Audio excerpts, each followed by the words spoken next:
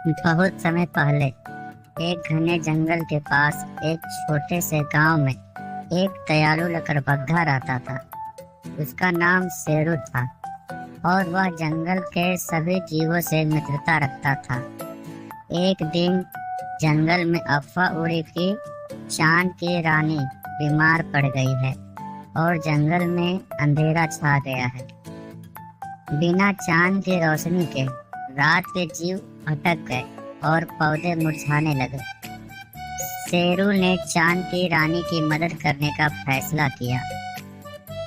उसने जंगल के बुद्धिमान उल्लू, ज्ञानी बूढ़े, हाथी और चंचल बंदरों से सलाह ली।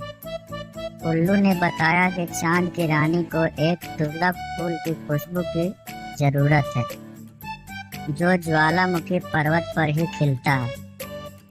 चुनौतीपूर्ण यात्रा के लिए तैयार होकर शेरू ज्वालामुखी पर्वत की ओर निकल पड़ा। रास्ते में उसे क्रोधित नदी को पार करना पड़ा, धधकते रेगिस्तान को पार करना पड़ा और चट्टानों से भरे खतरनाक रास्तों पर चलना पड़ा। हर मुश्किल मोड़ पर जंगल के उसके दोस्त ने उसकी मदद की। नदी के किनारे रहने वाले कछुओं ने उसे अपनी पीठ पर बिठाकर पार कराया। रेगिस्तान में रहने वाले सांपों ने उसे छाया की और बंदरों ने उसे चट्टानों पर चढ़ने में मदद की। आखिरकार बहुत संघर्ष के बाद शेरू ज्वालामुखी पर्वत पर पहुंचा। ज्वालामुखी के गर्म गंधक के पास एक खूबसूरत फूल खिल रहा था। शेरू ने सावधानी से फूल को तोड़ा और वापस चांद की ओर लौटने लगा। चांद पर पहुंचकर शेरू ने चांद की रानी को फूल भेंट किया।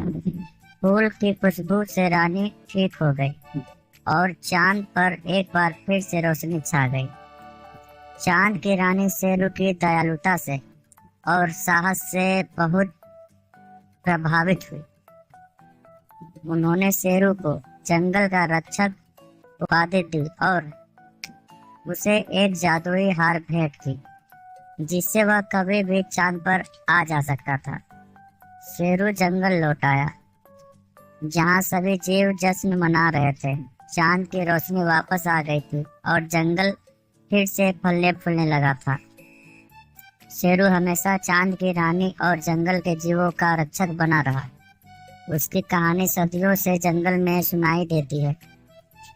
यह हमें सिखाती है कि दयालुता और साहस से कोई भी मुश्किल दूर की जा सकती है।